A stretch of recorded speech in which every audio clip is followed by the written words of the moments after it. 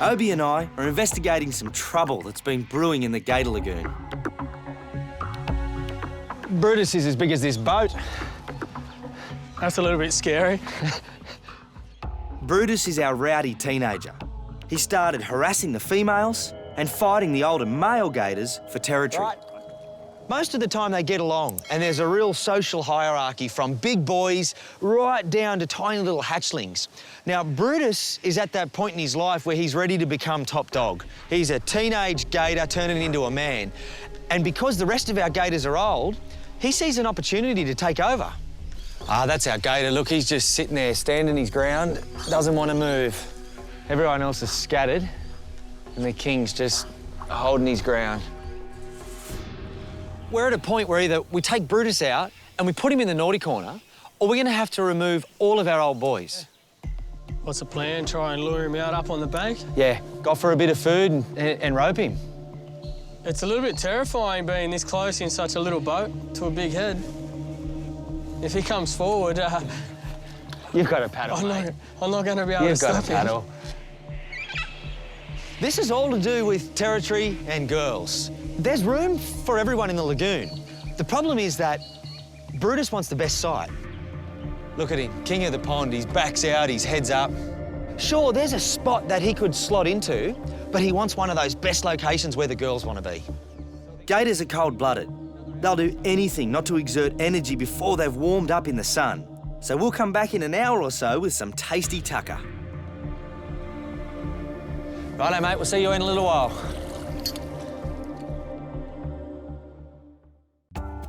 Chickens, the lure. Right.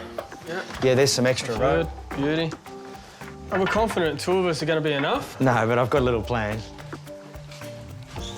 Brutus is a gator in the prime of his life. That means he's full of testosterone and ready to fight. The danger has gone to level 10. Yep. You got everything? Yeah, this is everything. If we don't take Brutus out now, what we face is a lot of injuries, a lot of stressed out gators, and it'll end in death. And that's not something that we want to happen. Tim to Kyle?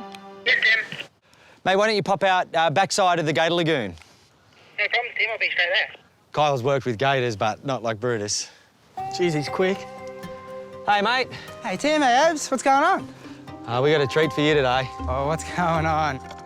Kyle doesn't know it yet, but this rookie keeper is going to get his first lesson in gator wrangling. So let's just have a bit of a chat about what's going to happen. How you feeling? Bit nervous, but keen to give it a try. So just for a warm-up, let's see how Kyle gets on with an old three-legged female. So we don't want her to think there's food, so we just want you to move her out. So all you're going to do is give her a bit of a tap. Come on, come on. And once she turns, nothing hard, just a gentle... Just a tap, yep. Yeah, that's it, mate. She's good. Come on, sweetheart, on tripod. With the little ones, around the metre size, I have handled a bit, but ones this size, not very much experience at all. So we should see how it goes. That's a warm-up, mate. She's a three-legged old gator. She's this nice slow one, is she? She's no Brutus. All right. Oh. Brutus is a cranky gator in his prime. And whilst he's in that water, that's his domain. He's got the upper hand. That's him coming in. On land, it's us against Brutus, and we got a good chance. That's when we can get him. Just watch them little ones, mate. Stay in there, please. Hey, not you we're after today. Thank you. There we go. Yeah, I love you too. In terms of dangerous jobs here at the park, this is right up there. We've got a critter with one of the strongest jaw pressures on Earth. And this is a male in the prime of his life. Take this. Oh. Hey, watch out. Come on. This is Brutus. Come on. That's a gator all the way up. Come on. Good. That's good. Kyle, jump on. 1, 2, 3. Okay, Kyle, you keep that tension on. Obes and I are going to go around. You right, mate? 1, 2, 3. Obes, on. You hold him, mate. Wrap it around that tree, buddy. Mate, can you tie that off? Yep. I'd like to know what's behind us, mate. Yeah, Kyle will give us a yell. I'm just going to smother him, mate. You boys have just got to be ready to jump on. Okay. There we go. You get ready to jump, because he's just going to roll with me. OK, he's going. You can Kyle on, jump on, mate. Let Obes work there for a minute and just jump on, just smother him, mate, that's it. How you going with the feet, mate? Very heavy, eh? They're twice the size of my hands. If he rolls, mate, you just get your foot out from under him. Don't keep it under there or you'll snap it. OK. Geez, that's a big head. You right, mate? Yeah, mate. He's a good boy. It looks like we're winning the battle with Brutus. For a first-timer, Kyle is doing well, but there's some way to go before the job's done. Not so tough now, hey, buddy? Not so tough now. Oh, bit of commotion. Maybe that was a celebration of the removal of Brutus. Gators are big and strong, but in a time like this when you're capturing them, they're also pretty vulnerable. If they struggle too much, they can get a lactic acid build-up, and that can be fatal. It can happen very, very quickly. So we need Brutus to stay calm. 1, 2, 3. That's it, mate. Good job. Again, 1, 2, 3. Now we just put the tie downs on, mate, to hold him in place. Once we've caught Brutus, we've then got a bit of time just sitting there while we're tying his legs up, while we're holding him still. That attracts interest from the other gators. They think it's feed time and they're moving in. Obes, throw us a stick, mate. We got to throw us a stick. We don't want him up. Stay away, buddy. Hey. Stay away. Watch that little one onto your side, mate.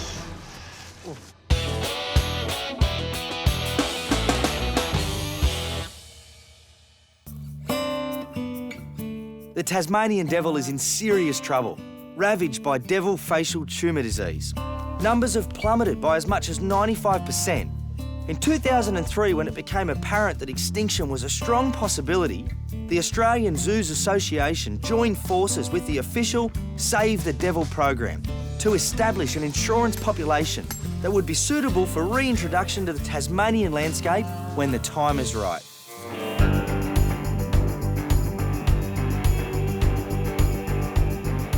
In mid-2010, construction began on Devil Ark. Up to 20 men toiled from dawn till dusk, living rough in Australia's mighty Barrington tops. The weather was extreme and progress on the site was long and exhausting. Huge free-range enclosures mean the devils feel right at home. The initial fenced area extends over 50 hectares, only a small part of the 500-hectare property which Devil Ark will grow into over the next 20 years. 1 metre deep fencing foundation ditches were dug through rocky ground, and more than 8 kilometres of secure perimeter fencing has been erected. The inside of each pen is a totally different ballgame. Then it's all about making the devil happy and the environment being as natural as possible. We're going to stock each pen with densities of devils that put them in a natural state. There'll be nesting sites and birthing sites for females, staggered age structure and mixed sex ratios. I think it could not be better. First release was a special moment for all of us who put in so much hard work into getting Devil Ark up and running. Thank you everybody for coming. It's kind of an emotional moment for Tim and the guys and myself and everybody from the Australian Reptile Park team. And Tim, who's probably put more into this project than anyone, gets the honour of the ceremonious release of the first Tassie Devil. You're right, let's go back there.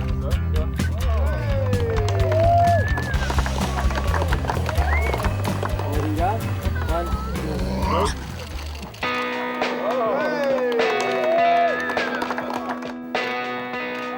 That was January 2011. Since then, we've had some brilliant success, not least with our breeding program. Make sure you catch up with developments at the Ark later in the series.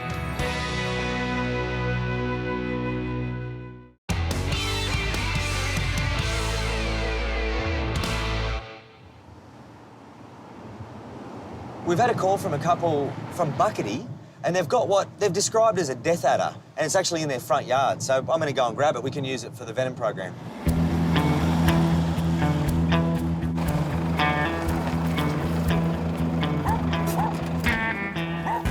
G'day. You got yourself a snake? Yeah. Come on, up here. Down the bottom there. How are you? Yeah, good, thank you.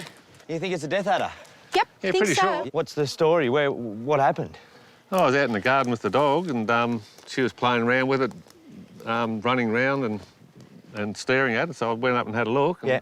just sitting in the garden there, eating a bird. It was Des who called for help, fearing Gavin was up to his old tricks. He picks them up, which I don't like, and then drives them away. I don't like it because if he gets bitten, I've got to get into a hospital and it's an hour's drive. The thing is with the death adder, number 8 most toxic snake in the world. Yep. Yeah. So we won't be picking them up anymore. No. I hope not. No. Do you want to show me where the snake is? Yeah. Fine. OK. You better stay here. This is perfect for them, you know. Your beautiful garden brings in the birds, brings in the snakes.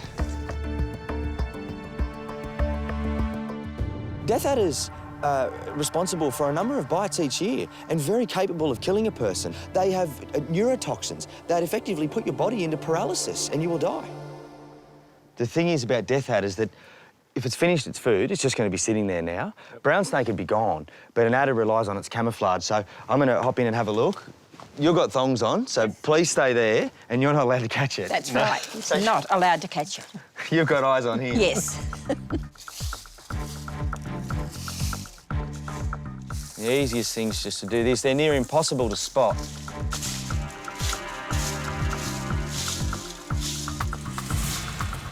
That's perfect for them. That's what they love, these Banksia leaves.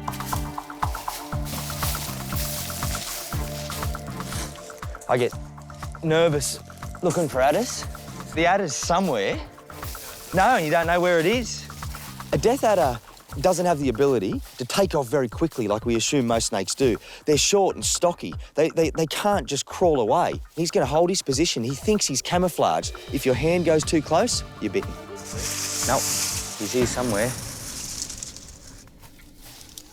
The death adder knows we're here. He can sense us. He would have known we're here from the moment we started to walk down this track, but he's going to hold tight. Please be careful. Yeah, I will. I don't want to have to drive to the hospital. I don't want to get bitten, and I don't want to step on him. You've got to be smart and implement a process. That's working like a mine sweep. You clear one area and then move on to the next.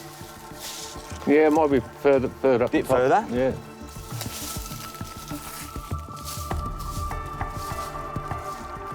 Looks like it's gone to me. No, you'll be there. They're just perfect. They camouflage so well. OK, I've spotted him. Just stay there. Yep. You're not going to believe it. There's the head. Where? Right underneath my hook. There he is. There's the head. See? Oh, yep. I cannot believe that there is the head of it. That is amazing. Yeah, this is nature at its best. You won't find a better camouflaged animal than this. You know, they've got one of the fastest strikes of any snake on Earth. Talk about coloured for the surroundings, just made for it. Yeah, perfect. We'll bring him out on the flat there and we can have a look at his tail. That's amazing. There we go. Oh, gosh. And it has that unmistakably deadly head. Big venom glands, angular head, and a good delivery system, big fangs. If you're bitten, there's normally a good chance you've copped a full dose. I hope that Gav and Des get something out of this too, and not just that the snake's gone, but that Gav stops picking them up, Des keeps an eye on him, and she's careful in the garden because 99 times out of 100 people are bitten by catching the snake, poking the snake, or trying to move it.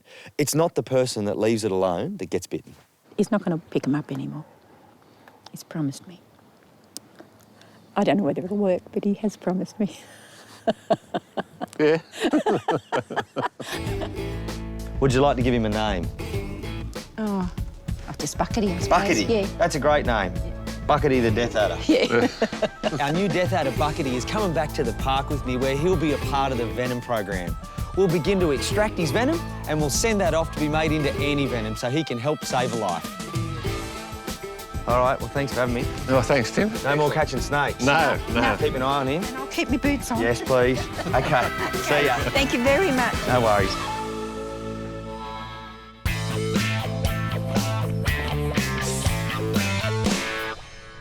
Jules, we're going to need...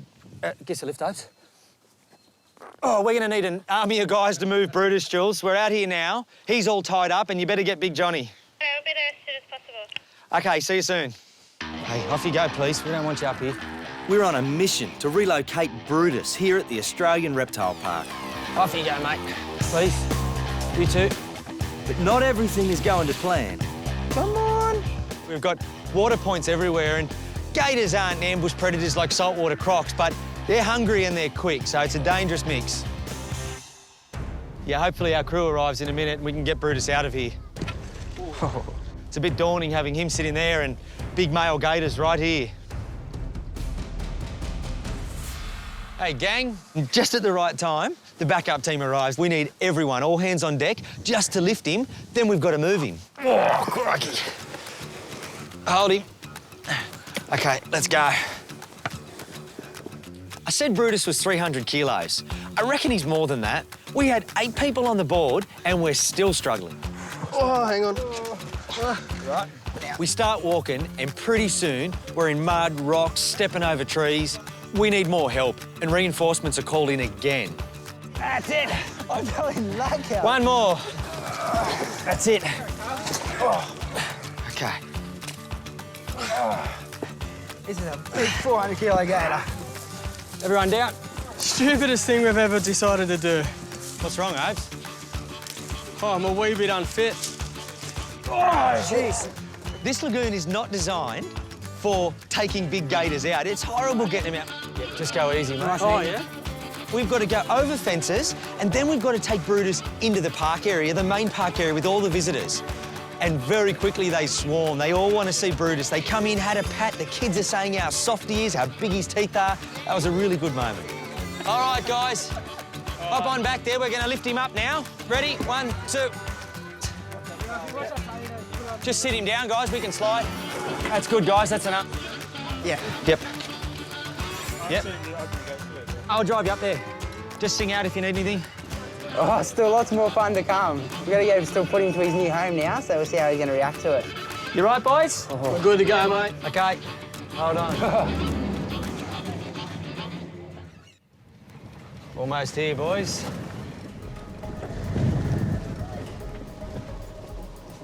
Righto, let's get him in his home. 2, 3.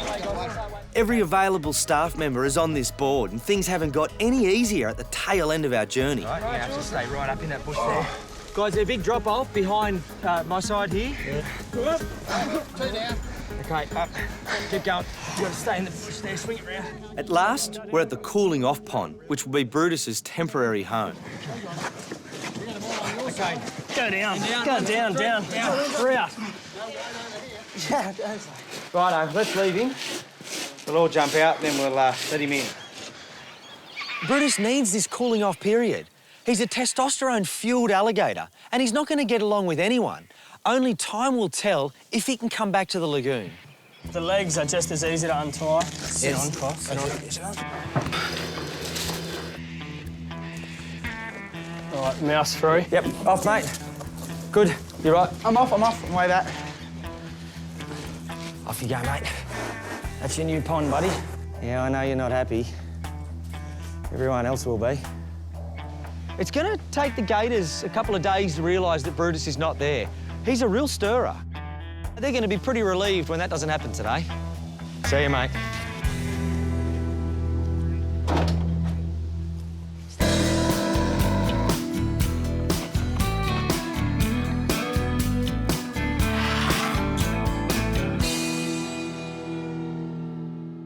Put you to work, mate. But you better play nice. It's not long before Buckety and I are back at the park. This is it, Buckety. 250 new mates. In these 3 rooms, we have 250 of the world's most toxic snakes. King browns, taipans, tiger snakes. And we milk them, we extract their venom. We send that off to be made into anti-venom and we save lives. Well, this is it, mate. Here he comes. This is the dangerous part. One slip and you're bitten. Your body will slip into paralysis, you'll stop breathing and you die. Come on, matey. Here he comes. What we'll do is just gently pin him. Now we've got him. Look at that. The idea is that we need to present him onto this plastic filament, and when his fangs bite through, that stimulates him to produce his venom. So we need him... Whoa, look at that. Good boy. As soon as Buckety sees that vial, I think he thought it was my arm, and it was just a grab. Imagine Des in the garden, bang. You get bitten by an adder, you'll know it. That's a long fang. That's a good venom delivery system. You will know you've been bitten, and what a shock. Look at that. That's enough in there to kill a couple of grown men. And you're a cranky snake. It can take up to 50 milkings to make 1 vial of antivenom. If you're bitten by a death adder, you might need 10 vials of antivenom to recover. I'm glad that's not me. What happens from here is we actually freeze-dry this venom and we send it off to the Commonwealth Serum Laboratories. They turn it into antivenom. This is our job done. Off you come, mate. You got a bit of attitude. Buckety will now be a permanent part of the park's venom production unit and will be milked once a fortnight. Australia has 10 out of 10 of the most toxic land snakes on Earth. We have 2,000 bites every year, 300 of which receive antivenom. Can you imagine how many people could die if this place didn't exist? Sleep tight, mate. You did a good job today. You need a bit of a rest.